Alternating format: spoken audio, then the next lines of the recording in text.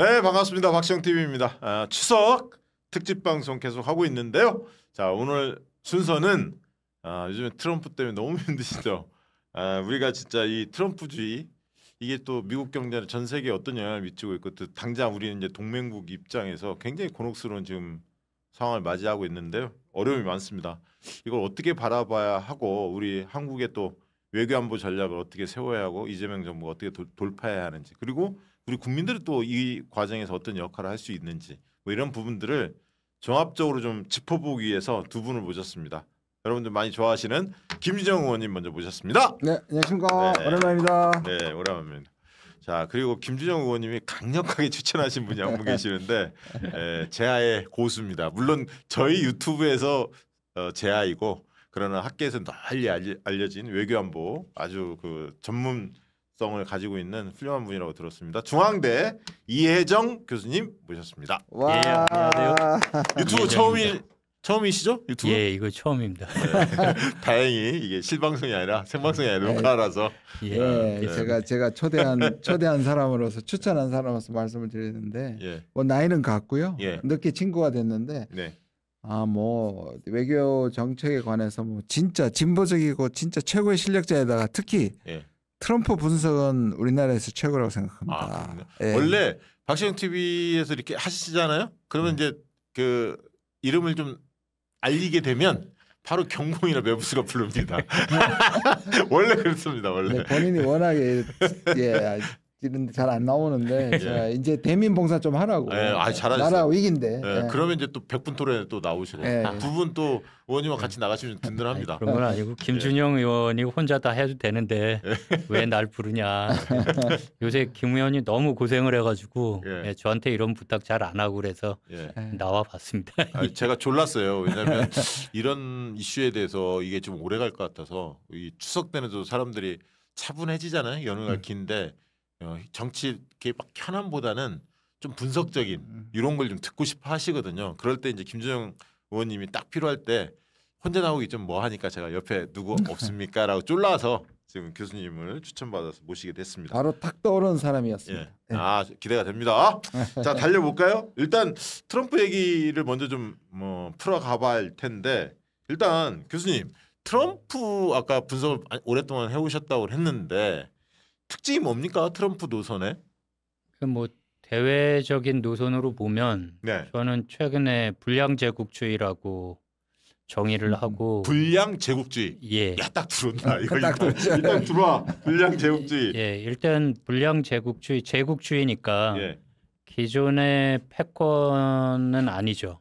그리고 그 소위 얘기하는 자유주의 패권을 다 바꾸고 있으니까 기본적으로 수정주의 국가입니다. 그리고 트럼프가 모델로 하는 미국이란 건 19세기 후반, 그러니까 내전 이후에 인종차별이 다시 제도화되는 거고 산업화가 급격하게 되고 후발 제국주의 국가로 부상하는 그런 미국을 모델로 하고 있거든요. 지금까지 미국 대통령이나 고위 외교정책 결정자들은 항상 윌슨 1차 세계대전 이후에 윌슨 아니면 2차 세계대전 이후에 이제 대공황 때부터 2차 세계대전까지 미국을 이끈 FDR 아니면 뭐 약간 보수적인 분들은 가까이는 레이건 멀리 가면 아이젠하워 뭐 추루만 다 이랬거든요. 근데 모델 자체가 맥킨리잖아요. 지금 관세로 하고 그 제국주의를 이끈 대통령이 이제 티오도르 로즈벨트인데 그런 사람들이 모델로 돼 있기 때문에 패권의 기초를 다 허물고 미국의 이익을 극대화하는 제국주의를 지향한다라는 의미에서 일단 제국주의고 그런데 이것이 대단히 불량하다. 그 약탈적인 제국주의. 그러니까 제국주의를 잘 하려면 요새 이제 트럼프 보면서 가끔 가다가 미국에서도 그렇고 국내에서도 그런 분석을 하시는 분들이 있는데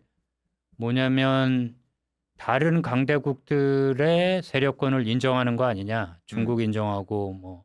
그런데 저는 그렇게 보지 않습니다. 왜냐하면 경제적인 상호 의존에서 미국이 갖고 있는 강점을 끝까지 가져가겠다는 거거든요. 지금 관세 협상이나 달러의 기축통화 지위에 대한 어떠한 도전도 허용하지 않겠다 하기 때문에 전 세계를 나눠 먹는 식의 제국주의는 아니에요. 예, 그러니까 제국주의를 아주 간단하게 뭐 제국주의가 아니라 국제정치 다 간단하게 보면 강대국이 다른 강대국들을 통합해야 되고 내부의 지지를 얻어내야 되는 이 두 가지가 있는 거잖아요. 네. 그죠? 그런데 그러면 제국주의를 제대로 하려면 제국 내부의 제국과 식민지 관계에서 일정하게 매판 자본도 필요한 거고. 그렇죠. 그래서 제국에 충성하면 그 예. 충성하는 데 대한 대가가 있어요. 떡고물이 좀 있었잖아요.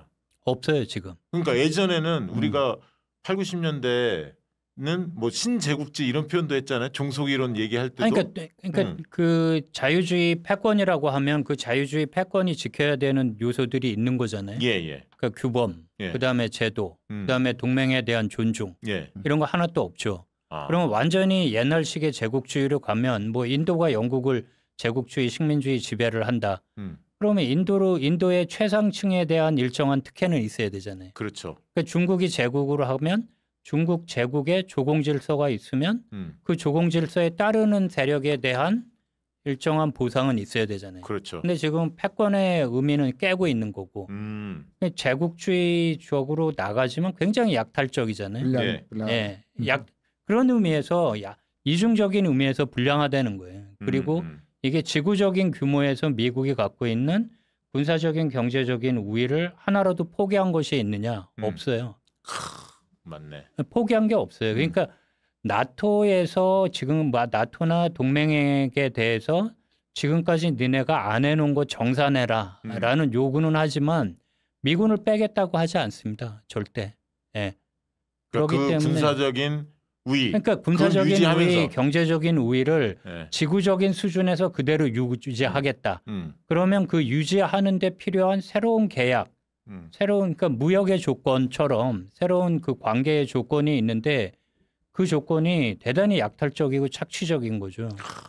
그래서 맞네. 불량한 제국주의를 지향하고 있다. 저는 그래서 뭐 지구적인 수준의 불량 제국주의다. 이렇게 정의하고 있습니다. 재밌는 게 미국이 항상 그 이 두 가지가 미국이 패권이란 말하고 제국주의란 말이 있잖아요. 예. 미국은 패권이란 말은 되게 객관적으로 생각하고 자기 힘이 세다는 걸 얘기해서 별로 기분 나빠하지 않아요. 근데 제국주의란 말은 되게 기분 나빠합니다. 그 수탈하고 막 이런 거. 왜냐하면 자기들은 과거에 그 유럽의 제국주의와는 달리 그 누굴 정복하거나 이렇게 하지 않는다는 게 자랑이었거든요. 그런데 그게 지금 트럼프는 그런 일종의 위선이라든지 그게 필요 없다는 거 아니에요. 그냥 민낯을 바로 드러내가지고 바로 공격을 하는 거잖아요. 근데 반대로 중국은 패권이란 말을 엄청 기분 나빠요. 자기들은 패권을 추구한 적이 없다고 얘기를 해요. 그래요? 그래서 제가 예를 들어서 중국에서 학교를 하다가 세미나 하다가 패권 충돌, 패권 경쟁 이러면 바로 어택 들어옵니다. 중국은 역사적으로 한 번도 패권을 추구해. 너무 뻔뻔한 거 아니야? 근데 대신에 제국이라는 말은 좋아해요. 왜냐? 중국의 제국 회복이거든요. 그러니까 반대로 서로 이런 반대가 있는데 지금 말씀하신 것처럼 미국은 과거에는 위선이나 규범이나 가치로 포장했다가 이거 다 던지고 그냥 불량스러운 민낯을 그대로 보이는 거죠. 그렇구나. 옛날에 우리가 중국에 오랫동안 사실상 그 저기 뭐랄까 이게 뭐라고 조공도 바치고 뭐 이랬잖아요. 그런 과정을 그러면 걔네들 그걸 뭐라고 표현하는 거꾸로 생각하면 이제 그거는 이제 과거의 그런 질서가 서양에 의해서 완전히 뭉개진 거잖아요. 이제 그거를 회복한다는 의미에서 과거의 영광을 회복한다는 그런 이제 중국 민족주의가 있죠. 자, 그러면 교수님이 미국은 더 이상 추상적 가치에 충성하지 않는다 이 메시지를 썼던데 이게 이제 같은 맥락으로 저희가 이해하면 됩니까? 이거는 제가 한 얘기가 아니라 그 작년 대선 기간에 부통령 후보였던 벤스가 한 얘기거든요. 벤스가. 이거 이 친구가 가장 또 구구적 세계관을 가지고 있는 친구 아니에요? 그러니까 결국은 그 트럼프가 갖고 있는 프로그램은 세 개라고 저는 생각을 하고 그거를 이제 2016년 9월에 글로 발표를 한 적이 있어서 일단 증거가 있으니까 그때 제가 썼던 게 불행히도 상당히 맞아 지금까지 맞고 있는데 그러니까 세 가지는 일단 자유주의 패권 안 하겠다라는 거고 첫 번째 그 표현이 미국 우선주의라는 표현으로 나왔다. 그런데 미국 우선주의는 경제적 민족주의와 일방주의의 결합이다. 결코 고립주의가 아니다라는 게 제 생각이었고요. 지금도 그렇고. 두 번째는 그럼 어떤 미국을 만들 거냐 하는 거거든요. 그런데 이제 미국에 대한 이미지가 크게 보면 두 가지가 있습니다. 그러니까 미국은 뭐 인권, 자본주의, 뭐 그다음에 민주주의 이런 나라다. 그러면 이런 나라다라고 하는 미국은 뭐냐면 가치에 의해서 규정되는 나라다. 그럼 다른 나라들은 뭐냐? 다른 나라들은 역사 공동체예요. 네, 우리는 역사가 있잖아요. 네, 그게 네. 뭐 다 민족주의인데 이 민족이라는 건 정치적인 가공물이니까 사실은 그 민족의 기본이 일정한 인종적인 것 아니면 이제 에스닉, 내셔널 이런 것도 있지만 결국은 역사와 운명 공동체의 그렇죠. 그 역사. 그렇죠. 그런데 미국은 어떻게 얘기하면 다른 나라들은 다 그 민족주의 국가고 우리는 보편적인 이념을 체현한 국가다라는 거예요. 그래서 그런 국가는 추상적인 가치에 헌신하는 거죠. 근데 맨스가 얘기했던 얘기는 우리는 그런 나라가 아니다. 자유를 위해서 죽고 그러지 않는다. 그럼 어떤 나라냐? 백인의 나라죠. 백인의 나라. 백인의 나라고 기독교의 나라고 남성의 나라고 정상적인 가족의 나라고. 그래서 이제 작년 미국 대선 기간에 특히 해리스를 공격하면서 나왔던 여러 가지 문화 정쟁, 정체성의 측면에서 미국이 어떤 나라냐 하는 거예요. 그러니까 미국이 겪고 있는 여러 가지 문제가 있는데 인종 구성에서 보면 이건 미국만의 문제는 아니에요. 그러니까 어느 나라든지 거꾸로 생각을 해보면 최대 다수 인종이 50% 아래로 떨어지는 미국은 지금 인구 구성이 그렇게 변해가고 있거든요. 네. 예. 그렇게 변해갈 때 백인 위주의 여러 가지 문화가 이제 깨지는 거죠. 그럼 제가 거기 질문 하나 드릴게요. 남성의 나라다. 이 얘기는 여성들은 집에서 아이들 키우는데 전념해야 한다 이런 얘기입니까? 그들이 지향하는 그러니까 모델이? 이게 문화 전쟁이기 때문에 해리스에 대해서 얘기를 했던 거잖아요. 벤스가 이제 부인이 인도계고 굉장히 똑똑한 변호사고 그렇잖아요. 예. 내 와이프 그렇게 똑똑하고 학력 좋은데 애셋 낳다. 해리스는 뭐였냐. 그러니까 이게 그냥 입양이나 하고 입양 이제 그 재혼해서 이렇게 가족에 있는데 자기가 생물학적으로 애를 낳은 건 아니거든요. 그러니까 그런 비판을 하기 위해서 아니 그러니까 이게 그 진보 보수의 정체성의 문화 전쟁이 붙어 있는 거고 그 문화 전쟁의 근본은 미국이 무엇인가 하는 전. 제가 가끔가다 학생들한테 설명하는 게 한국은 해방 전국에서 반민족 행위자에 대한 그 처벌을 하는 반민특위가 있었다. 미국은 무엇이 있었는지 아냐? Un-American Committee라는 게 있어요. 그러니까 그러니까 비미국적인 행위를 하는 사람들을 잡아내는 의회 조사위원회가 있었어요. 네. 그러니까 미국 안의 담론의 기본 구조는 무엇이 진정한 미국이냐. 항상 미국주의 대 미국주의의 싸움이에요. 근데 이제 벤스가 얘기했던 건 미국이란 건 다문화주의 이런 거 아니다. 이민자들 대거 몰려오니까 영어 안 하고 미국의 그 기존 문화에 수용되지 않는 상태에서 독자적인 문화를 갖겠다는 이 다문화주의도 있고 뭐 심지어는 저 히스패닉 스페인어를 공용어로 해달라 이런 말도 안 되는 얘기한다 이런 공격이거든요. 네. 이런 공격은 그럼 미국은 뭐냐? 벤스가 얘기했던 게 자기 뭐 7대조 8대조가 테네시하고 켄터키 거기에 묻혀 있고 우리가 피땀을 흘려서 지킨 나라다 이런 거예요. 이런 게 미국이지 진보가 얘기하는 그런 미국 아니다라는 거거든요. 그래서 다양성을 부정하네. 예. 그러면서 나온 게 더 이상 그러니까 추상적인 가치에 목숨을 걸지 않는다라는 벤스 얘기를 제가 옮겨온 거예요. 예. 이해가 됐습니다. 그 보면 이게 기본적으로 트럼프는 두 가지 공포에서 트럼피즘이라고 얘기하는 두 가지의 공포에서 시작합니다. 네. 뭐냐면 미국이 왜 이렇게 약해졌나. 그다음에 왜 백인이 주도권을 잃느냐. 이 두 가지에 대한 공포예요. 대외적으로는 미국이 왜 그러면 미국이 이렇게 만든 거는 일단 바깥의 적이다. 특히 적대적인 국가보다 동맹국들이나 우방국들이 미국의 거머리처럼 빨아먹어가지고 미국이 이렇게 됐다. 공짜 무임승차를 해서 내부적으로는 이민자나 난민자들이 와가지고 미국의 정통 문화도 드리고 실제적으로 아까 말한 것처럼 2030년이 되면 백인이 50% 밑으로 떨어집니다. 그러니까 이러한 위협감이 기존에 있던 백인들과 미국의 정통성에 대한 선동으로 나타나는 거죠. 그게 먹혀 들어간 거죠. 그러니까 이제 동맹의 가치가 별로 없는 거네. 없는 거죠. 그렇게 안 하더라도 군사력이 유지가 되니까 함부로 뭐 동맹들이 반미라든가 이런 걸 걸을 수 없을 거다라고 보고 있는 거겠네. 그 내부에는 트럼프의 본능적으로 보시면 아무리 미국이 강할 때라도 소련이나 중국이나 뭐 북한 심지어 북한도 마음대로 못했잖아요. 그렇죠. 그런데 본능적으로 자기를 믿고 있는 혈맹이나 동맹이나 미국에 의존하고 있는 국가들한테 가치나 이런 걸 다 떼어내버리면 제일 취약해집니다. 그러니까 멕시코, 캐나다, 한국, 일본이 그렇죠. 그렇잖아요. 우리 둘이 친했는데 박시영 씨하고 저하고 친한데 모든 비밀을 다 알고 있어. 평소에는 이게 너무 가깝게 하는데 갑자기 배신을 때리잖아요. 그것도 내보다 강한 사람이 배신을 때리면 내가 제일 취약해지는 거예요. 우리 약점을 다 하니까. 그러니까 마음대로 저렇게 지금 횡포를 부릴 수 있는 거죠. 그러네요. 지금 이해가 됐어. 멕시코, 캐나다 건드렸잖아 처음에. 그다음에 일본, 한국 그렇죠. 이렇게 건들자. 야 그렇구나. 그러면 제가 지금 그다음 궁금한 건 뭐냐면 이런 트럼프의 노선이 실제로 미국 경제에 도움이 됩니까? 그걸 좀 궁금해. 진짜로 도움이 되는지. 미국 사람들은 또 어떻게 받아들이는지. 예, 저도 그냥 저는 기본적으로 제 자신 정체성의 연구자라고 생각하는데 연구자로서 반반이에요. 그러니까 이게 굉장히 어려워요. 그러니까 작년 미국 대선 직전에 노벨 경제학상을 수상한 20몇 명이 공동 성명을 발표했습니다. 트럼프를 반대하고 해리스를 지지하는 성명을 발표했는데 경제적으로 이제 관세하고 지금 다 난리를 칠 걸 작년 대선 기간에 선거 운동하면서 다 얘기했잖아요.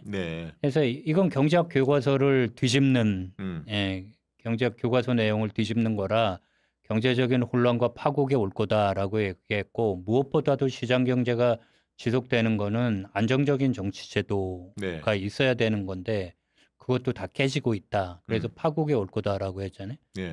근데 돌이켜 보면 파국이 안 왔어요. 파국이 올 뻔한 거는 4월 달에 한번 왔습니다. 이 상호 관세를 이제 그 해방의 날이라고 했을 때 그때 세 가지 지표가 동시에 움직이면서 트럼프가 일정한 조정을 했으니까 주가가 맞아요. 움직이고 채권이 움직이고 달러가 동시에 움직이세요. 이런 이제 유례 없는 사태가 있으니까 중국에 뭐 150%, 140% 때렸다가 결국은 8월에 상호관세 이 다 조정할 때는 그러니까 뭐 우리는 25% 그대로 아직 그 관세 협상이 안 끝나서 막고 있는 거고 흑자를 보고 있는 영국에도 10% 상호관세를 때리고 중국도 뭐 30%, 40%로 내렸잖아요. 그 8월에 조정할 때는 경제가 안 움직였어요. 맞아요. 파국이 안 왔어요. 그래서 일반적으로 얘기하는 거는 뭐 한국에서도 그렇게 생각하시는 그러니까 현재 트럼프가 하고 있는 정책이 굉장히 모순된 게 많고 못 사는 사람들은 더 못 살게 하는 건 맞아요. 맞는데 물가가 뛸 거 아닙니까?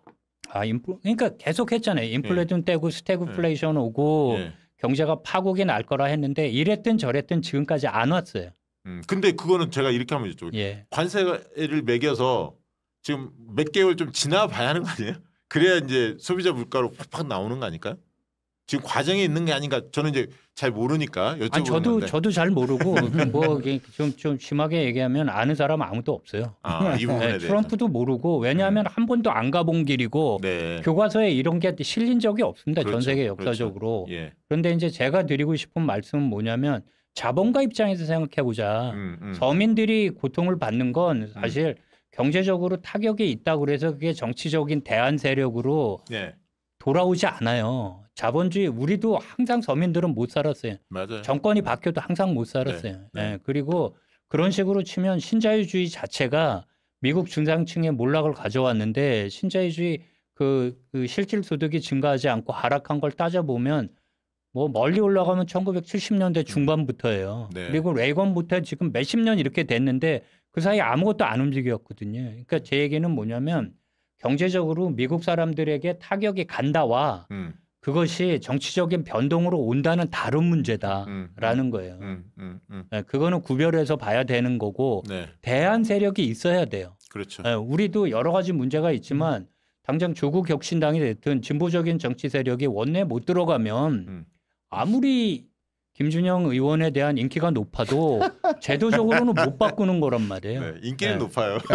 아니 저야 뭐 또 친구가 워낙 응원하는 입장이니까. 네. 그리고 그러면 경제적으로 파국이 안 왔다. 이걸 어떻게 해석할 거냐 이게 어려운데 제가 경제가 뭐 제 전공도 아니고 어려운데 뭐냐면 그러니까 트럼프 입장에서 트럼프를 지지하는 사람들이 하는 얘기하고 자본가들의 우려사항 자본가들이 채권이 움직였을 때 움직였거든요. 달러하고 채권. 예, 채권이 민감하더라고. 예. 그러면 그게 왜 움직였냐는 거예요.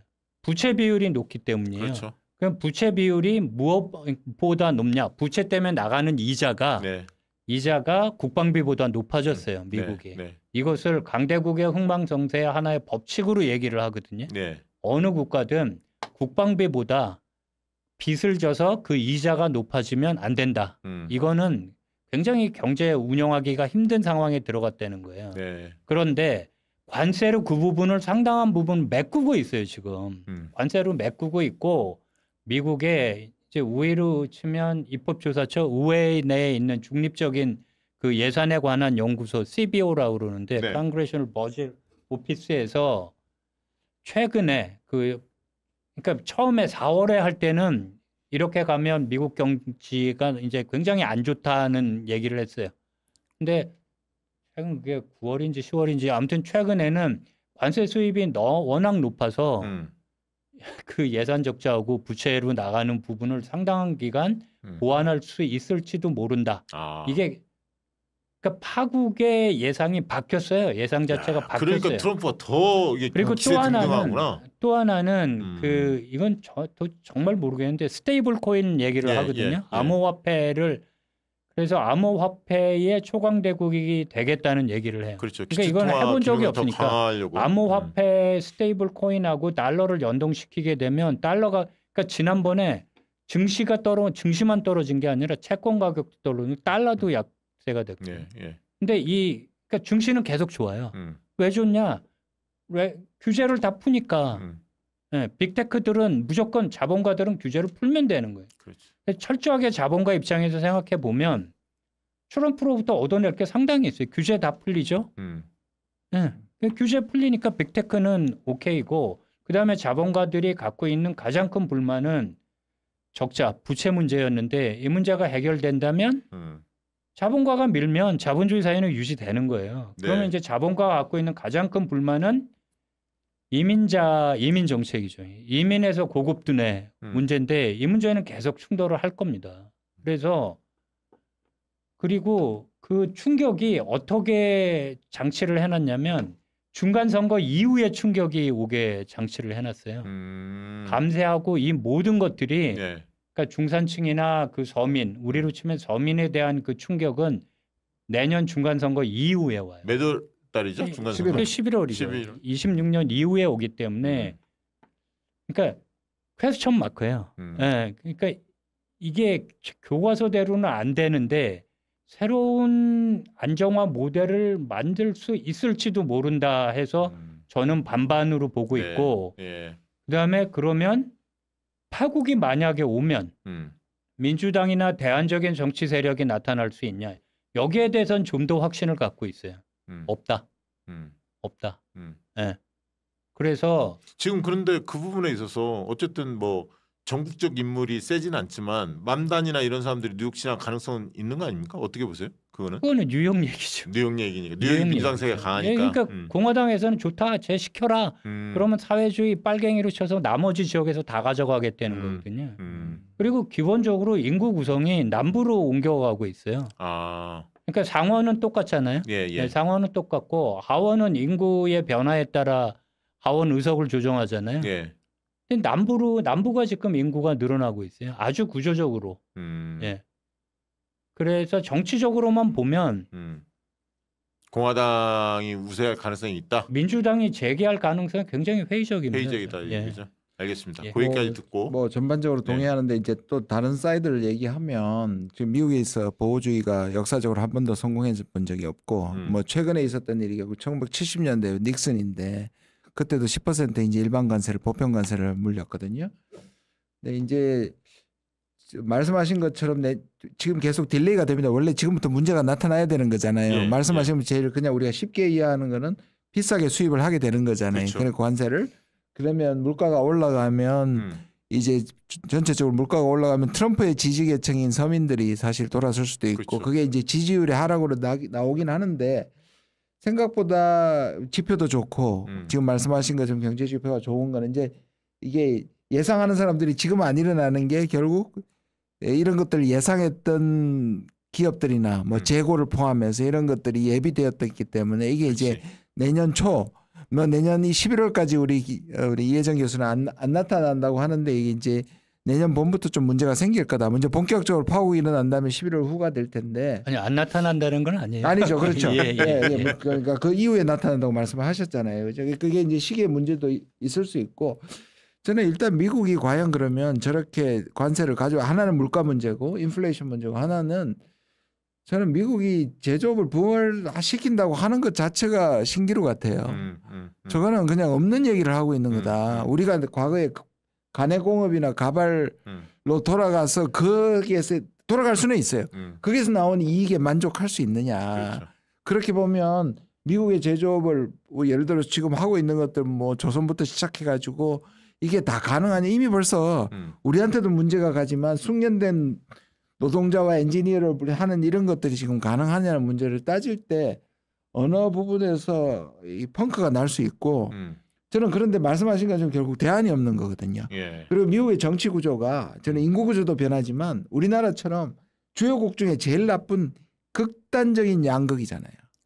그러니까 우리도 양극화돼 미국이 양극화됐으니까 트럼프는 전체의 대통령이 될 필요 없이 50% 콘크리트 아니 콩이 적극 극렬 지지자만 데리고 가서도 지금 정권을 연장시킬 수 있고 그다음에 벤슨이 뭐 갈 수 있단 말이에요.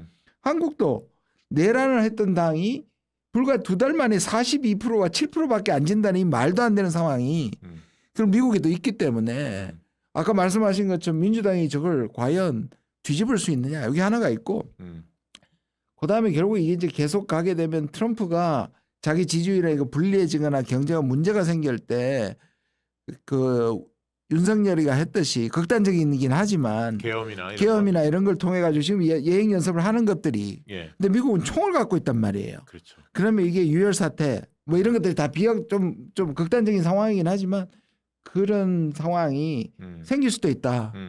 네, 그렇게 그런 부분은 좀. 근데 하나만 제가 그 정확하게 말씀드려야 될 것 같은데 내년 중간 선거 이후로 타격이 오게 법안이 설계돼 있다는 거고요. 예, 그러니까 하나의 크고 아름다운 법안, 그게 감세 법안이잖아요. 그러니까 그 법안에서 서민층에게 타격이 가는 것을 조정을 해놨다는 말씀이고. 맞아요. 감세하면 이제 서민들 지원 정책이 줄어들 텐데. 여러 가지 그걸 늦춰놨다는 거죠. 그다음에 방금 김 의원 말씀하신 관세에 따른 경제적인 타격은 지금은 이제 재고나 이런 것 때문에 내년 아무리 늦어도 크리스마스나 내년 초부터 오게 돼 있다. 그거는 전적으로 동의하고요. 또 하나 말씀하신 거에 동의하는 건 제조업 부흥은 이건 신기루다. 예, 이거는 뭐 일단 인구 자체가 뭐 10%가 안 되는 거고 그게 트럼프 임기 안에 제조업이 부흥될 수 있는 상황이 아니에요. 근데 지금 이 얘기를 좀 여쭤봐야 할 것 같은데 이게 전 세계적으로 어떤 영향이 있습니까? 트럼프의 이런 행동들이. 그러니까 아까 동맹이 약화되고 막 이러잖아요. 근데 중국도 세게 들이받지 않는 것 같고 이게 전체적인 지금 상황도 유럽의 상황이라든가 봤을 때 어떻게 이게 전 세계에 지금 미칠지 트럼프의 이런 영향들이 이게 워낙 그 하루하루 사고를 많이 치니까 이 트럼프 대통령이 그냥 이 일정한 분석을 위해서는 이렇게 거리가 있어야 되는데 거리가 저도 잘 안 와요. 그러니까 뉴스에 계속 파묻혀 있는 거라. 그래서 그래도 억지로 이렇게 좀 멀리 있어야 원근이 있어야 보이거든요. 그래서 만약에 생각을 해보면 작년 대선 끝나고 올해 트럼프가 취임했을 때 했던 전망들 중에서 맞았던 것과 틀렸던 것들 이렇게 조금 따져봐야 될 것 같은데 지금 말씀하신 거로 보면 그러니까 뭐 자유주의 패권 그것도 사실 저는 인정하지 않는 입장이지만 아무튼 그게 있었다고 치고 그쪽 진영에서 했던 얘기는 미국 민주주의가 무너지겠지만 그래도 상당한 저항을 할 거다.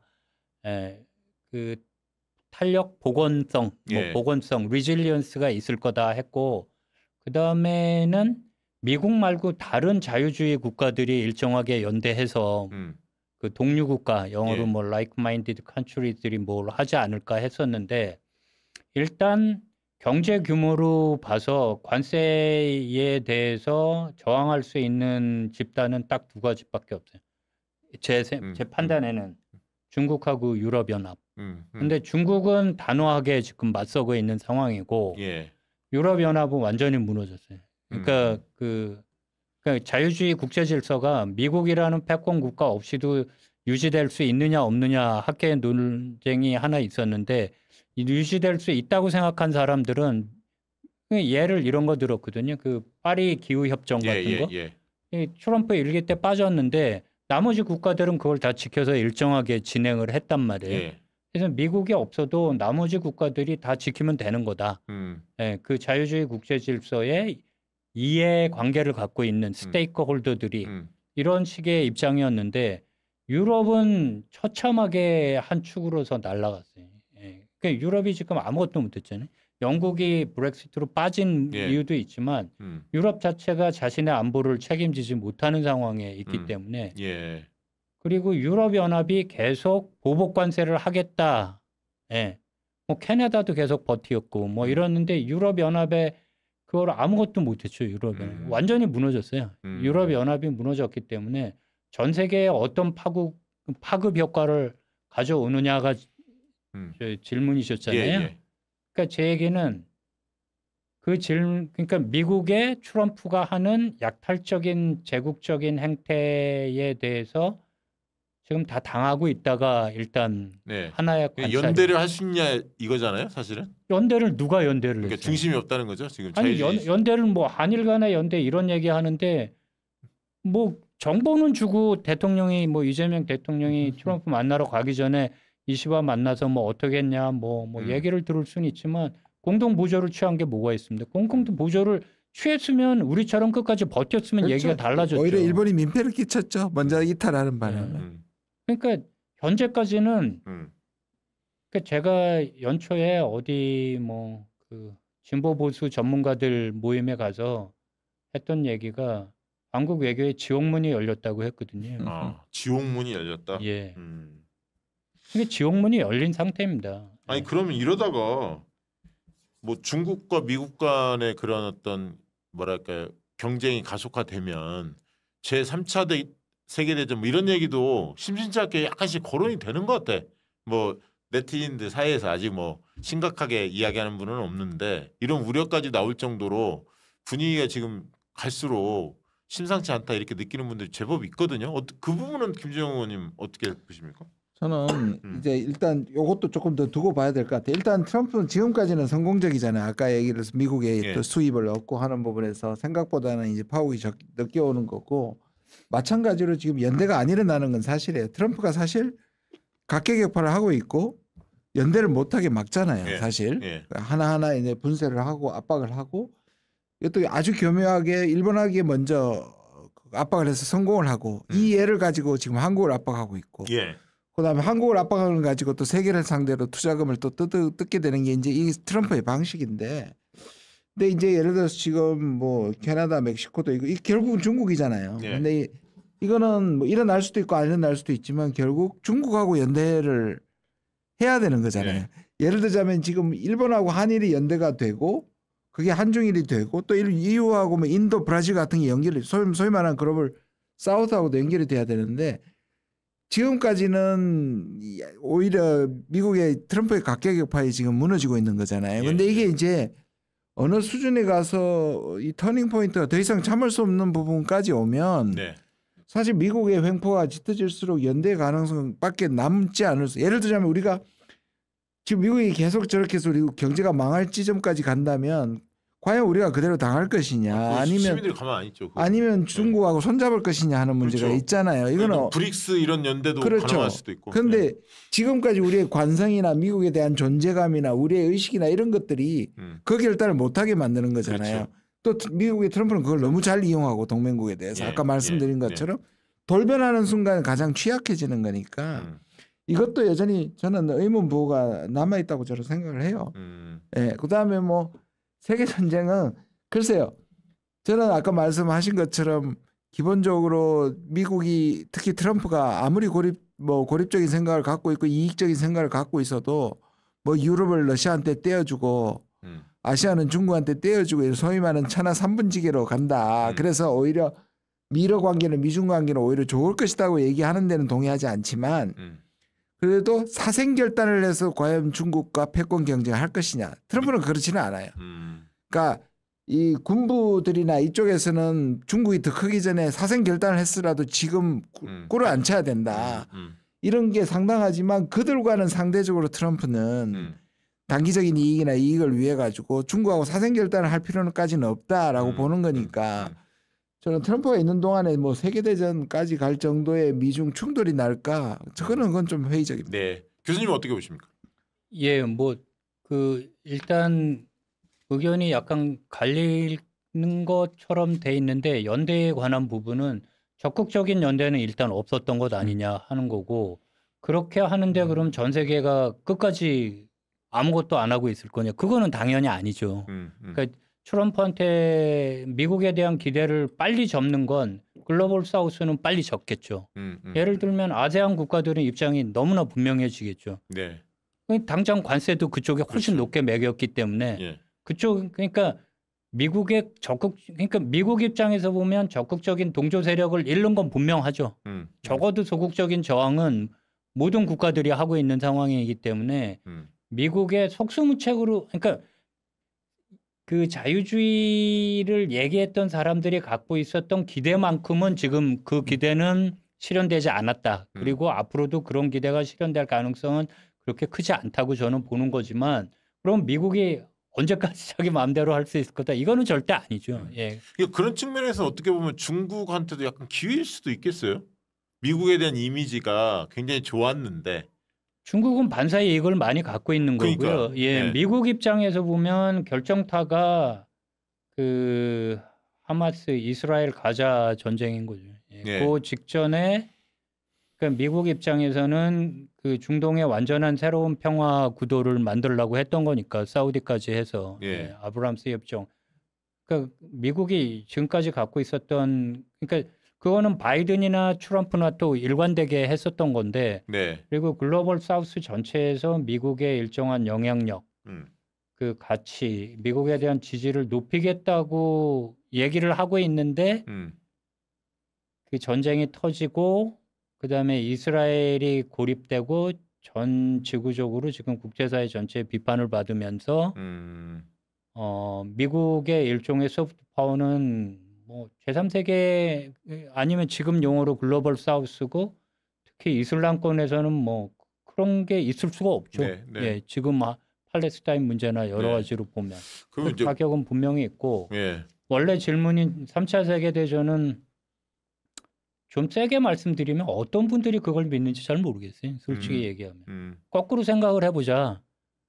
군부는 예, 뭐 인도태평양 사령부가 됐든 그 미국 군인이라면 네. 예, 전쟁 시나리오를 짜겠죠.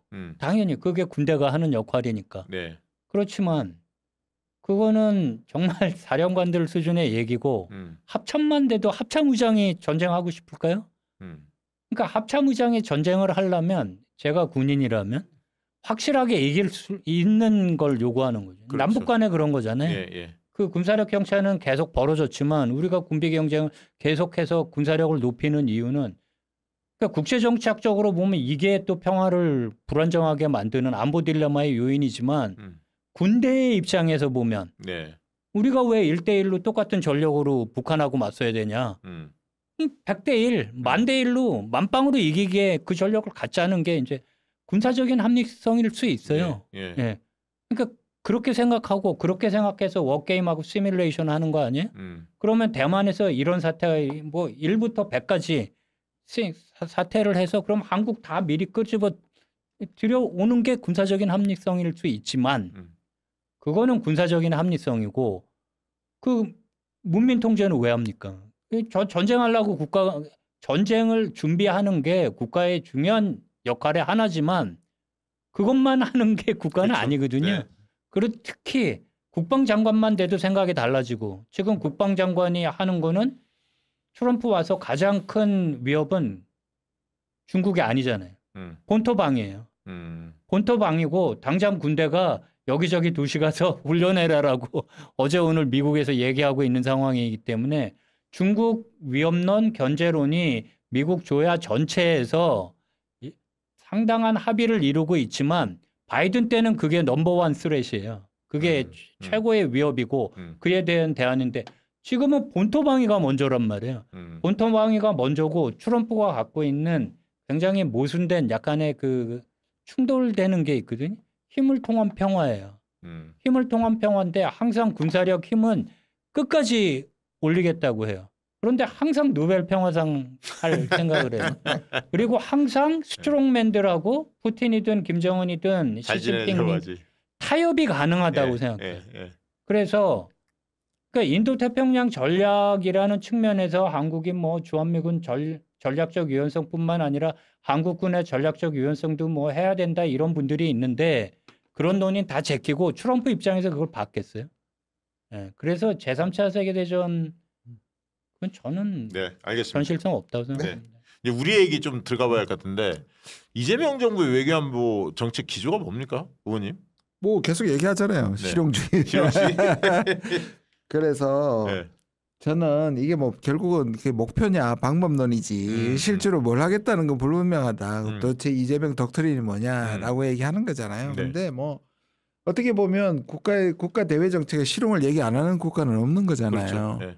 근데 이제 그냥 결과적으로 나타나는 걸 보면 결국 이익을 앞세우면 아까 다른 이유로 미국의 가치를 추구하지 않겠다는 것과 맞서는 데는 맞는 방법이죠.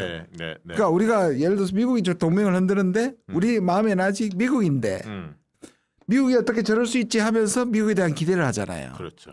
그런데 미국은 지금 안면 다 몰수하고 이익만 쫓잖아요.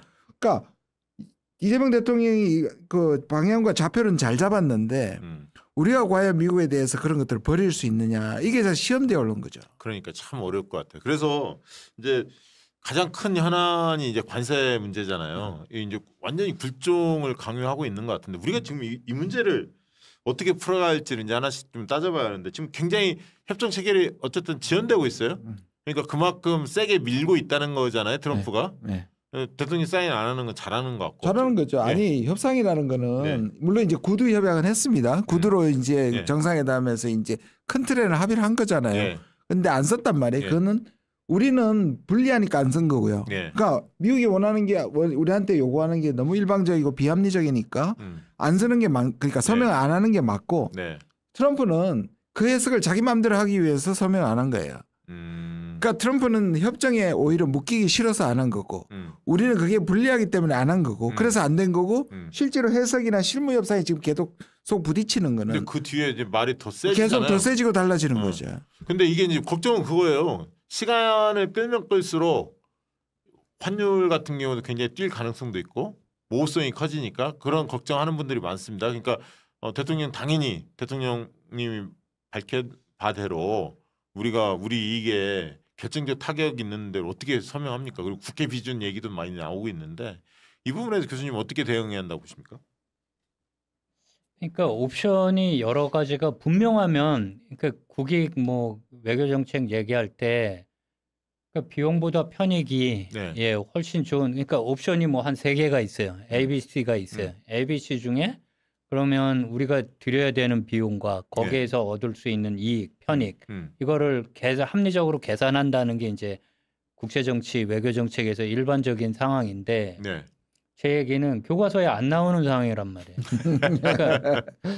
그러니까 아까부터 솔직하게 말씀드리는 건데 누가 아냐고 이걸 아무도 몰라요. 이 길을 이런 외교 협상을 해본 적이 없고 그러니까 지금 우리가 사인을 만약에 안 하면 환율, 관세 다 두들겨 맞으면 한국이 살아날 수 없다라는 입장을 가질 수도 있지만 이 옵션 A와 옵션 그러면 우리가 버텼을 때 어디까지 버텼을 때 우리가 언제 합의를 했을 때 2개의 옵션을 계산이 불가능한 상황이고 가장 큰 문제는 트럼프의 거래주의라고 하는데 안정적으로 한번 약속을 해요. 네? 약속을 하면 그 조약을 맺거나 FDA 같은 거죠. 예. 그다음에 방위분담 그 SMA도 마찬가지고 WTO도 마찬가지고 다 깼잖아요. 그리고 앞으로도 계속 다 깰 거잖아요. 지키라는 보장이 있으면 지금 상황에서 지키겠는데 상호관세 말도 안 되는 상호관세 사실은 그냥 그거는 뭐 말도 안 되는 강탈이지만 아무튼 상호관세만 하면 물품관세랑 품목관세가 또 다른 게 있어요. 네, 네. 그러니까 이게 균형을 예.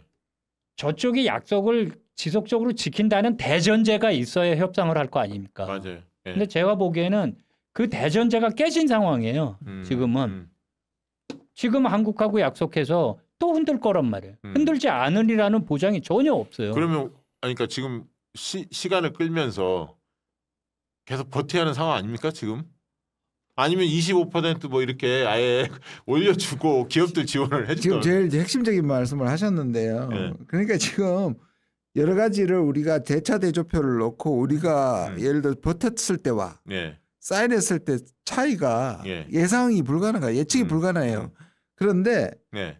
그 다음에 또 한 가지 생각해야 되는 거냐. 우리가 사인을 하면 괜찮은가. 이 사인하면 우리가 죽는 거거든요. 그러니까, 죽는 거지. 그러니까 대통령이 이익을 할 수 있는데 안 하는 게 아니라 이건 못 한다거든요. 그렇죠. 그러니까 못 하는 거예요. 우리가 해버리면 바로. 그러니까 국민들한테 정확히 알리하는 거 아니야 지금. 그러니까 지금 제 그 뒷얘기를 말씀을 드리면 지금 러터닉에 한 번씩 나와서 보면 거의 깡패. 상무부 장관이 깡패더라고. 그러니까 대통령한테 그 협박조를 했고 그 협박조는 이시바한테 했었던 거고. 대통령이 이시바한테 그 얘기를 듣고 갔기 때문에 각오는 하고 갔지만 아까 말하는 것처럼 연대는 안 되고 각오는 하고 간 거예요. 그런데 거기서 이제 이면 합의를 못 한다는 얘기를 한 게 뭐냐면 일단 사인하고 나중에 어떻게 하든지 당신들이 알아서 하라는 식으로 꼬신 거잖아요. 그런데 이걸 서명하는 순간 어떻게 될지 모르니 진심이었던 것 같아요. 왜냐하면 일본은 아니지만 우린 내가 이거 이면 합의에 사인하면 나는 탄핵당한다. 우린 대통령 둘이 날아간 나라다. 아주 잘하셨어요. 그래서 이거는 국민들한테 알리지 않고는 방법이 없다고 생각한 것 같고 그 결정은 정말 잘했다고 생각해요. 네. 그건 잘한 것 같고 지금 고민은 그런 거잖아요. 이게 이제 정부의 협상력을 높여주기 위해서 시민들이나 정치권의 또 언론이라든지 다양한 역할이 필요할 것 같아요. 우리 국민들 입장에서는 뭘 해야 합니까? 협상력 높여주려면? 반대해야죠. 그러니까 반대를 해야 하는데 그걸 또 겁을 먹는 사람들도 있더라고. 그게 도움이 될까 이러더라고. 근데 옛날 우리 광우병 때도 그 협상력을 높였잖아요. 어쨌든 물론 지금 상대는 트럼프이기 때문에 또 다를 수는 있겠지만 뭘 해야 합니까? 시민들의 입장에서. 아니 그게 유일하게 미국이 조건을 바꾼 거 아니에요? 그렇죠. 네. 그럼 그 조건을 가지면 이게 이제 국제정치학에서 투레벨 게임이라고 하는데 국내에서 반대와 비판이 이렇게 높으니 내가 탄핵당한다는 말씀이 맞아요. 딱 맞는 거지. 배수진을 친 거죠. 예. 그 얘기를 확실하게 국민들이 밀어줘야죠. 그러니까 이게 시민사회 이런 데가 들고 일어나야 할 것 같아요. 그러니까 이런 거죠. 일단 두 가지 양면적인 게 나타나요. 그러니까 뭐냐면 다행스러운 거는 과거보다는 미국의 민낯을 거기에다 조지아 사태가 터지면서 국민들이 대통령을 그전 같았으면 미국한테 맞서는 자체에 대해서 벌써 난리가 났을 것이고 조중동은 또 공격을 했을 텐데 때리겠지. 뭐 심지어 조선일보까지 뭐 잠시의 태세 변하겠지만 이럴 바에야 관세 내는 게 낫다고라는 기조의 논설이 나올 정도니 그 당시에는. 그런데 그 정도의 반발이 또 전체적인 반미 시위로 이어지진도 않아요. 그러니까 속에 공포가 있는 거예요. 트럼프가 그걸 노리는 거고 미국이. 우리가 과연 미국 없이 과연 우리가 중국하고 손잡을 수 있어? 이런 데까지는 못 나가는 거예요. 그러니까 이제 그 측면에 지금 고비인데 시민들이 받쳐줘야 하고 싸움이 붙어야 하고 그러면서 그 힘을 얻어서 협상력을 높이면서 외교의 셋반짝이 여기에 대해서 진지하게 지금 정부가 고민해야 할 시점이 오는 거 아니냐. 근데 제가 대통령이라고 생각하면 이게 진짜 나라를 결단낼 수도 있겠구나 하는 공포가 없겠어요? 있죠. 내가 여기서 과연 맞서는 게 그러니까 저는 그러니까 이도저도 못한다는 이야기 있잖아요. 계속 말씀하신 게 안 가본 길이거든요. 그렇지. 한 번도 시도 안 해봤고 이게 규모를 그러니까 들어줘도 망할 것 같고 안 들어줘도 망할 것 같은 심정일 것 같아요. 아니 그러면 지금 만약에 두 분이 대통령 제일 옆에서 보자는 분들이야. 만약에 그럼 어떻게 조언하시겠습니까? 우리 교수님 대통령께? 뭐 아까 처음에 저 김준영 의원한테 질문하신 건데 현재 이재명 정부 외교 기조를 어떻게 판단하느냐. 저는 세 가지를 동시에 하려고 시도하고 있다고 생각합니다. 일단은 그 한미동맹 위주로 간다. 그런데 그 대신 전 정부 윤석열 정부부터 한미동맹에 올인하는 극단적인 편승은 안 하고 일정하게 한미동맹에 그러니까 연성으로 소프트하게 편승한다. 왜냐하면 이거는 이제 취약성이 있으니까.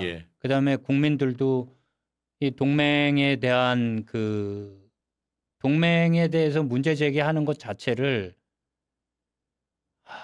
가스라이팅입니다. 제가 그 가스라이팅입니다. 김준영 의원 정말 불쌍하게 생각한 결정적인 사태가 있었는데 한미동맹 가스라이팅이라고 해가지고 그 국립외교원장 할 때 앞에서 그 데모하고 정말 민족의 반역자라는 소리를 그때 처음 들었습니다. 그래서 이게 현실 정치인으로서 어쩔 수 없는 상황이라는 건 이해하는데 아무튼 그게 하나고 또 하나는 자강이죠. 완전히 다른 축은 동맹 말고 우리가 힘을 길러야 되겠다. 그러니까 특히 국군의 날 그 메시지에서 강력하게 나왔던 자주국방.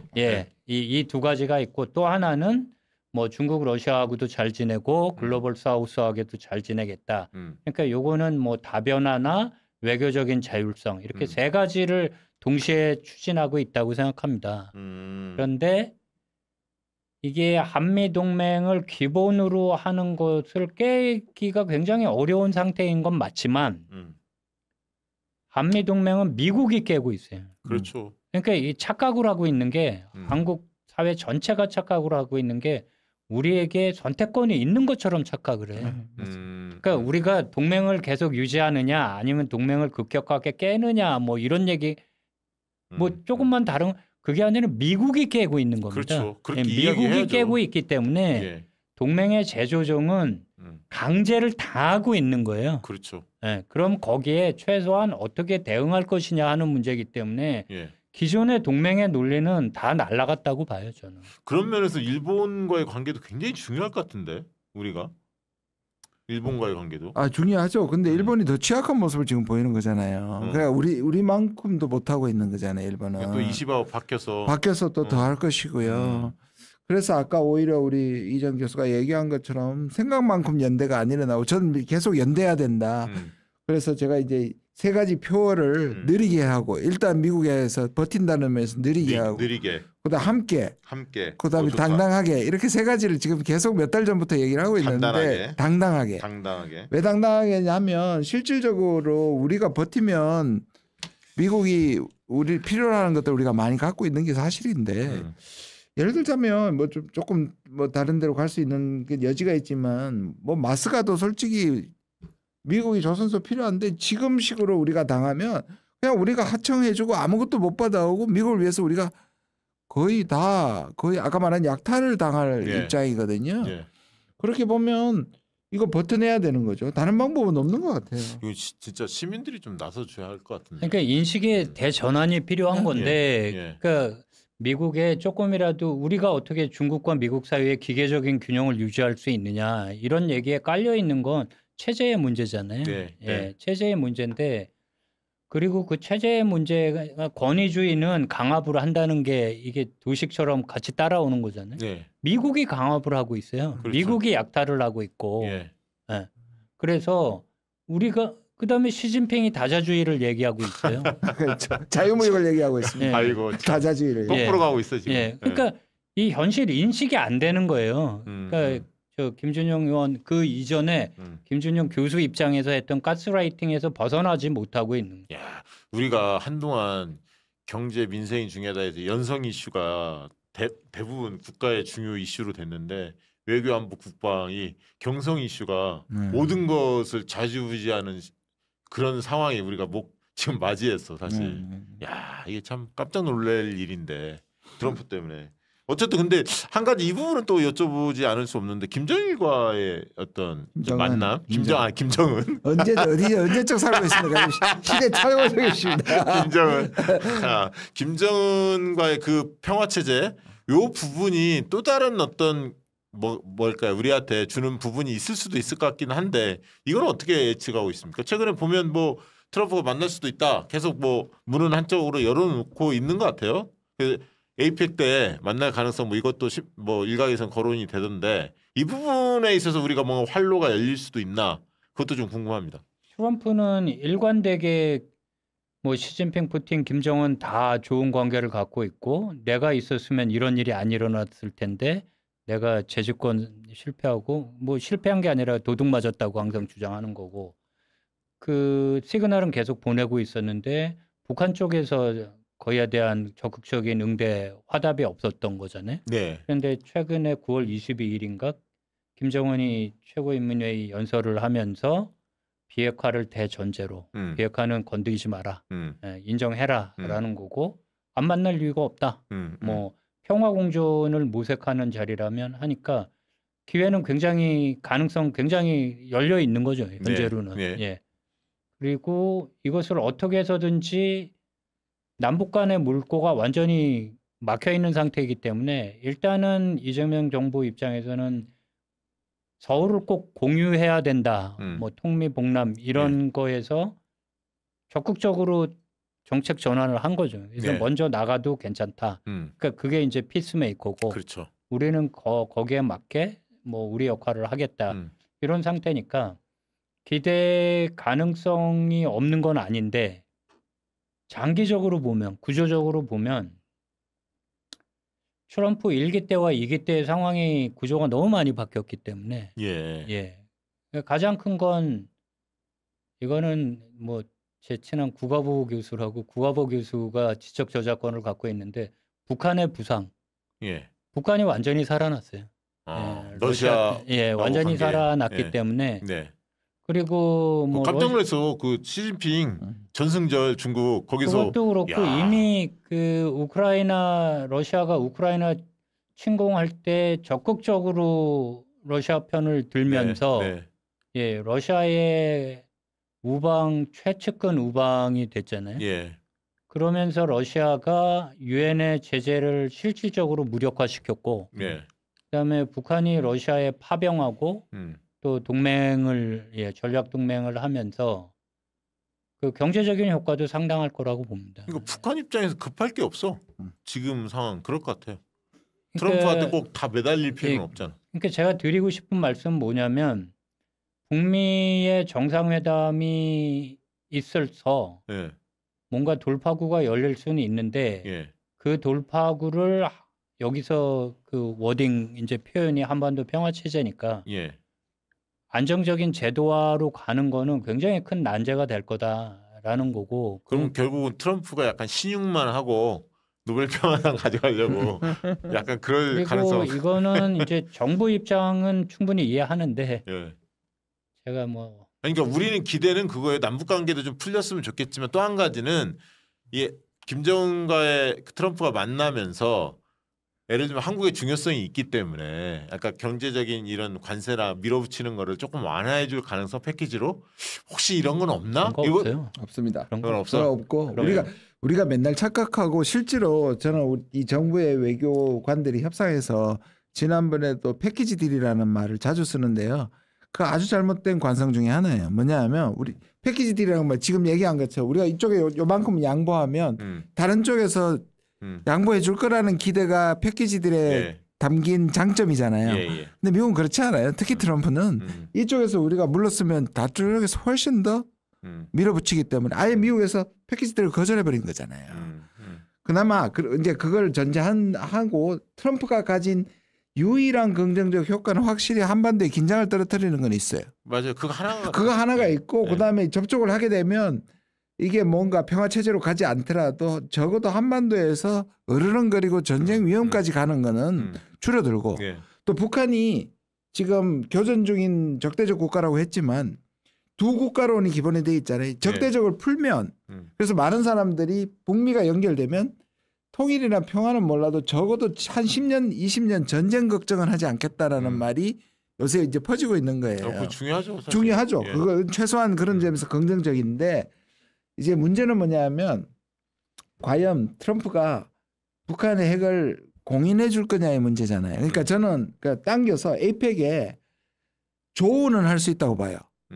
이제 그 2019년에 6월달에 판문점에서 회담이 아니라 그냥 이벤트로 만났잖아요. 네, 예. 그거는 근데 그것도 북한 입장에서는 왜 해야 되나는 생각이 있기 때문에 아주 작지만 찬스가 있는데 지금 북한이 원하는 북한이 2019년에 트럼프한테 뒤통수를 맞은 거거든요. 예. 그때는 말씀하신 트럼프의 약속을 믿었어요. 그래서 오히려 북한이 현찰박치기를 했어요. 그래서 동창리나 풍계리를 먼저 무너뜨렸어요. 그렇죠. 그런데 제재 완화라든지 북미 수교를 안 해줘 버렸잖아요. 네. 그때 이미 신뢰 자본을 트럼프는 잃어버렸단 말이에요. 그렇죠. 그러면 이번에는 북한이 요구하는 게 뭐냐면 현찰박치기로 내놔라. 그 다음에 회담할 수 있다거든요. 그러니까 회담의 가능성은 이번에 제로라고 봐요. 그러니까 조언을 할 수 있는데 조언도 어렵지만 그렇게 보면 트럼프가 과연 이 모든 걸 이기고 북한이 원하는 걸 준다는 문제가 하나가 있고요. 저는 그게 이제 풀리면 내년쯤에 나올 수 있다고 생각을 합니다. 근데 문제는 그게 우리한테 도움이 되느냐. 우리가 거기에서 들어가 진짜 페이스메이커를 할 수 있는가. 그다음에 이제 저는 이 풀어주는 거에 대해서 미국한테 우선권을 준 건 잘했다고 생각해요. 그러면 우리가 보관을 가지고 네. 그 안에 우리의 아까 말한 스테이크홀더를 어떻게 홀딩을 어떻게 할 것이냐가 쉽지는 않아요. 아까 말한 것처럼 북한이 지금 너무 그 몸값이 올라가 있고 북한이 저런 조건을 다 받아들일 때 우리가 낄 여지가 있느냐 하는 문제를 생각해 봐야 되죠.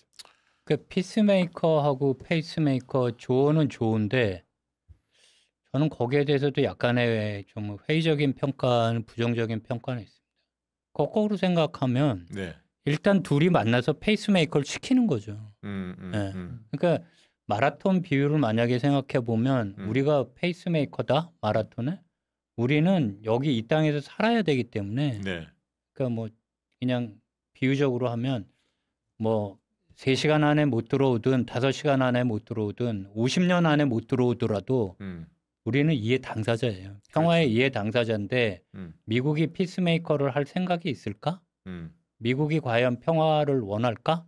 트럼프는 노벨 평화상을 원할 수는 있지만 그래서 당사자성을 회복해야 돼요. 네, 마치 이거를 다 그러니까 서울을 우리의 최소한 우리를 끼지 않으면 협상을 하지 마라 이런 거는 안 되는 거죠. 네, 그 점에서는 이재명 대통령 뭐 또 가서 특수한 상황에서 나온 얘기이기 때문에 네. 이 비유를 가지고 말꼬리를 너무 잡고 싶지는 않은데 그렇지만 이 비유가 나오면서 잊어버리는 게 있는 것 같아요. 망각되는 건 뭐냐면 우리는 이 땅에서 살고 있고 예, 정전협정의 당사자니 아니니 뭐 이런 논쟁은 다 필요 없는 거고 평화는 우리의 문제고 그렇죠. 평화는 우리가 만들어야 되는 거예요. 그러면 거꾸로 생각하면 이번에 둘이 와서 깜짝 쇼를 하든 말든 니네가 페이스메이커를 해라 이렇게 돼야 되는 거죠. 그러면 그 다음에 일단 물꼬를 틀면 그러면 우리가 어떻게 할 거냐가 문제가 되는 거예요. 그러면 정말 군비 증강을 어디까지 해야 되는 건지 9.19 군사 합의를 복원할 건지 말 건지. 근데 그 저기 주한미군 규모 뭐 줄인다 옛날부터 계속 나왔잖아요 미군에서. 네네. 요즘엔 별로 이 얘기 안 나오죠. 나오죠. 나와요? 나오죠. 네, 나오죠. 받아주면 안 되나? 아니 미국이 줄인다는데? 그 한미 정상회담 하기 전에 예. 보수 쪽에서 나왔던 얘기가 뭐 항상 그런데 보수 쪽 얘기는 항상 그런데 미국에 충성하고 열심히 하지 않으면 주한미군 뺀다라는 거잖아요. 아니, 그러니까 완전 빼는 거는 국민들이 걱정할 거고 감축하는 거는 얼마든지 할 수 있는 거 아닌가? 아니 근데 국민들이 걱정하면 협상이 안 돼요. 생각을 바꿔야 되는 거지. 그러니까 미국은 실제로는 감축할 생각이 없으면서 감축을 협상을 이용해서 다른 걸 받아내려고 하죠. 그러니까 원하는 것들 다 받아내. 근데 말씀하신 것처럼 이게 인식의 전환이 필요한 게 뭐냐면 줄여라. 그 줄이는 만큼 분담금도 줄여라. 이렇게 이렇게로 나가야 되는데 그게 아까 말한 것처럼 기울어진 운동장에서 그걸 하기가 쉽지 않은 거고. 아니, 그러니까 제가 드리고 싶은 말씀 뭐냐면 미국에게 기대하는 바가 그게 주가 되면 안 된다는 거예요. 우리의 생각을 바꾸고 우리의 정책을 바꾸고 결의를 다지고 이게 급선무지 미국이 어떻게 하니까 우리가 대응하겠다라고 하는 수준으로는 평화체제의 시작도 못해요. 아니 저는 그래서 원래 미국에서 뭐 미군 감축 얘기 나오면 단계별로 뭐 그거 충분히 받을 준비가 우리가 돼 있고 그 아까 피스메이커 페이스메이커야 대통령 편을 약간 들면 물론 이제 말씀하신 것처럼 기본적으로 그게 우리가 당사자 의식이 없으면 안 되는 건데 지금 우리의 이 분단 상황이 그 저는 이 논쟁이 뭐하고 비슷하냐면 두 국가하고 한민족 예. 비슷하다고 생각해요. 왜냐하면 김정은하고 임종석 씨가 아무리 한민족이 아니라 두 국가라고 하더라도 민족인 거고 그렇죠. 우리가 아무리 한민족이라고 해도 두 국가예요. 그러니까 이게 해결될 때까지 이 두 정체성을 하나로 통일하는 시도 자체가 하면 안 되는 거예요. 둘 다 있는 거예요. 똑같이 당사자와 중재자도 또 있어요. 왜냐? 우린 분명히 당사자인데 미국과 북한이 화해하지 않으면 안 풀리는 거예요. 그러니까 중재자라는 정체성도 다 있는 거예요. 그래서 저는 두 가지로 사실 출발점으로서는 나쁘지 않다. 그러니까 디펜드를 하자면 일단 니들이 풀어라. 긴장 내려라. 지금 한국이 할 수 없으니. 그러나 아까 말한 것처럼 결국 우리가 당사자가 들어가지고 그 부분을 자주적으로 우리가 하지 않으면 평화체제 없는 거죠. 그 피스메이커, 페이스메이커가 나오게 된 구체적인 맥락이 있는 거잖아요. 네.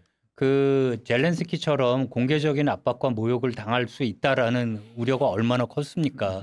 그런데 제 평가는 뭐냐면 이 이재명 정부 대통령을 비롯해서 그 참모들이 아부의 기술을 단련해서 예, 협상의 기술자를 아부의 기술로 녹여낸 거란 말이에요. 예, 그래서 뭐 이거 해주십시오. 이렇게 피스메이커 되면 우리가 도와드리고 뭐 그건 다 좋아요. 그런데 이게 모든 정책의 다인 것처럼 자꾸 되는 이거는 곤란하다는 거죠. 그리고 지금 김준영 의원 말씀하신 것처럼 두 국가와 한민족 눈이 팽팽하게 긴장을 갖고 당분간은 갈 수밖에 없는 것과 마찬가지로 당사자니까 여러 역할을 할 수 있는 거예요. 중재자도 할 수 있고 여러 역할. 그렇지만 핵심 축은 당사자인 거고 그 두 가지를 동시에 해야 된다는 거를 망각하는데 이 일종의 비유가 평화는 쟤네끼리 하는 거고 우리는 페이스메이커 한다며 이렇게 되면 곤란하다는 거예요. 아부의 기술. 아니 근데 그건 아부하는 거고 우리는 이거를 아부로 했고 우리의 나갈 길에 대해서는 정확한 맞습니다. 인식이 있어야 맞습니다. 평화체제 얘기를 구상할 수 있고 안 그러면 아무것도 못해요. 야 이제 그 학계나 이런 쪽에서도 원래 미국과의 동맹파, 자주파 막 늘 이렇게 분류를 많이 하잖아요. 쉽게. 근데 지금 보면 자주파가 힘을 얻을 수밖에 없을 것 같아. 사실 자주라는 말을 마음대로 쓰게 된 게 얼마 되지 않았어요. 사실. 괜히 그렇게 하면 또 찍히니까. 자율까지 썼는데 지금 자주를 떼놓고 쓰잖아요. 써야 돼. 그리고 우리 국민들이 해야 할 역할도 말씀은 뭐 아예 대놓고 하지는 않았지만 그런 맥락을 충분히 아마 보신 분들이 잘 이해하고 있을 거라고 봅니다. 자 끝으로 정말 제가 볼 때는 이혜정 교수님 앞으로 많은 곳에서 모시지 않을까 싶은데 주로 박시영 TV 나와주시면 고맙겠고 끝으로 한 말씀씩 우리 시민들에게 애청자들에게 한 말씀씩 해주시기 바랍니다. 그 뭐 당사자성에 연관돼서 결국은 가장 중요한 건 우리를 어떻게 구성하고 우리가 원하는 세상이 어떤 세상인지 미국이 뭘 원하는지부터 제가 뭐 미국 전문가로 몇십 년 공부하고 있지만 거기에서 출발하면 우리의 미래는 없어요.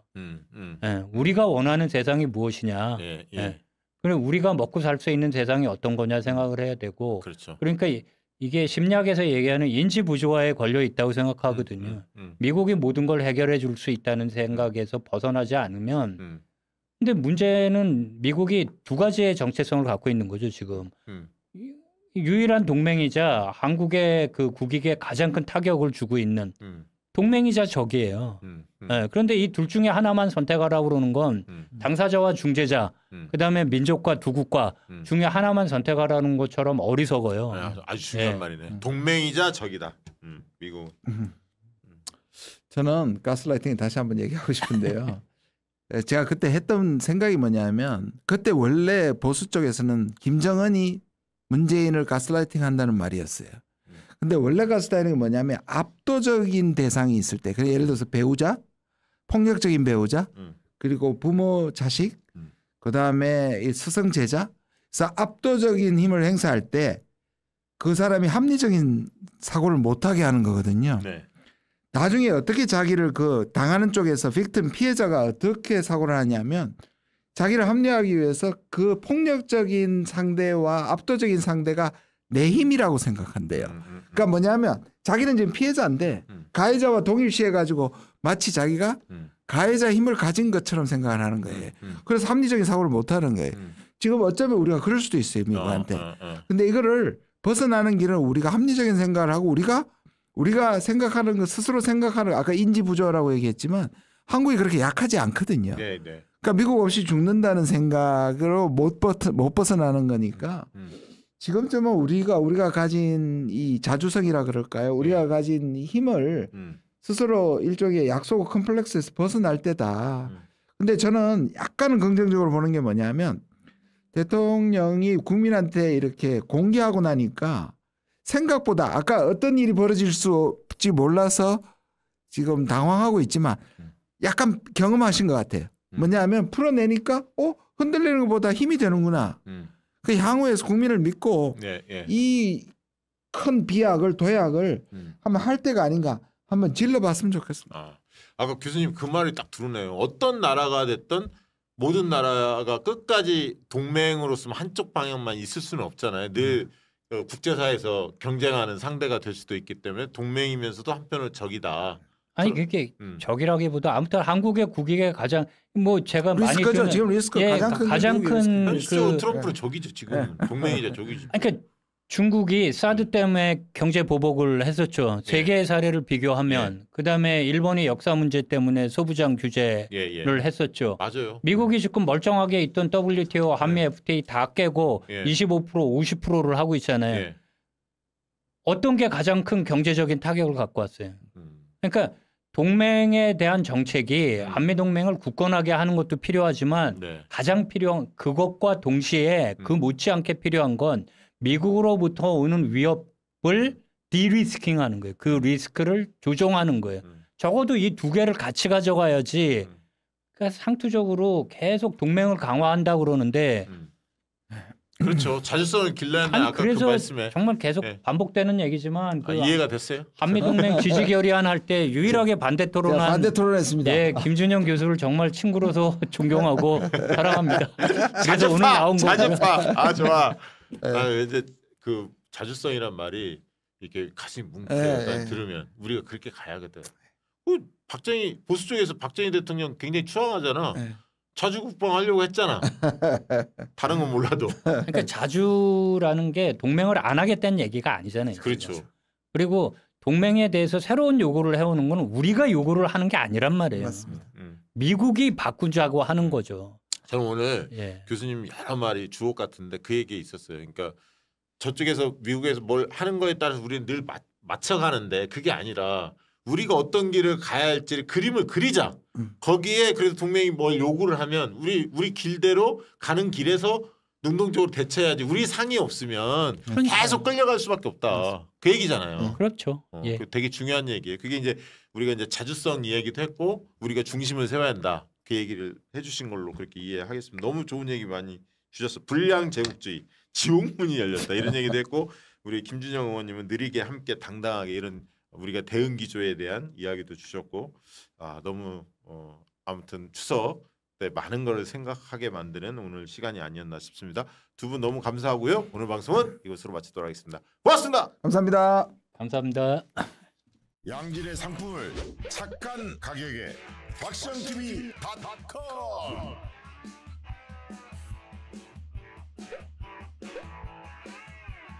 다양한 상품들 식품 건강 생활 쇼핑이 구원이다. 박시영TV.com